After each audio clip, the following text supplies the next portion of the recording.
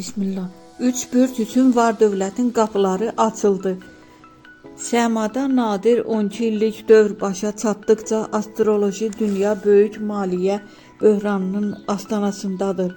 Yupiterin taleyüklü toxunuşu ilə illərlə davam edən durğunluq öz yerini rifaha verir. Xüsusilə sadalanan 3 şanslı bürc üçün sərvət qapıları geniş açılır. Bu dəfə ulduzlar yalnız şans deyil, həm də davamlı sərvətin açarını təklif edirlər. 12 ildən sonra təkrarlanan bu xüsusi uyğunlaşma keçmişin bütün maliyyə yükünü aradan qaldırmaq əzmindədir. Bəs hansı 3 bürcün karmik dövrü pozulacaq və cüzdanlar daşacaq? Qıtlıq düşüncəsinin sonu. Səma hərəkətlərini izləyənlər üçün həyəcanlı bir dövrün astanasındayıq. Astroloqlar bildirirlər ki, 2026-cı ilin bu vaxtında Yupiter ilə ayın şimal düyünü arasında baş verən qarşılıqlı təsir son 12 ilin ən güclü maliyyə enerjisini ortaya çıxarır. Qıtlıq düşüncəsinin sona çatdığı və bu dövrdə bəzi bürclər əsl pul maqnitlərinə çevriləcək.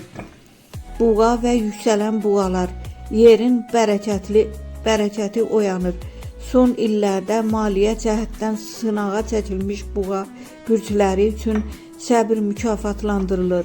12 illik dövrün pozulması ilə buğa bürcündən olan fərdlər daşınmaz əmlak satışlarından, mirasdan və ya çoxdan gözlənilən böyük bir investisiyadan gəlir əldə edə bilərlər. Bu dövrdə başladığınız razılaşmalar növbəti 10 il üçün təməl qoyacaq. Şir bürcü və yüksələn şir, karyerada qızıl dövr. Şir bürcləri üçün bu dəfə diqqət mərkəzində olmaq təkcə alqışlarla deyil, həm də yüksək qazancla nəticələnir. Çoxdan gözlənilən vəzifə yüksəlişləri və ya öz bizneslərini qurmaq xəyalları bu dövrdə gerçəkləşir. Xüsusilə beynəlxalq biznes və rəqəmsal layihələr şir bürcləri üçün gözlənilməz sərvət qapılarını aça bilər.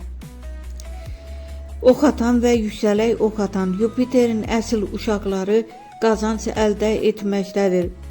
Hakim planet Yupiter olan oxatan bürcünün nümayəndələri bu 12 illik dövrün əsl qalibləri olmağa hazırdırlar.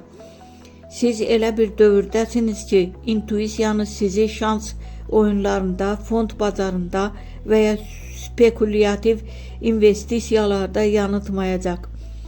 Bu il həyatınızın ən yüksək pul axını ilə qarşılaşa bilərsiniz.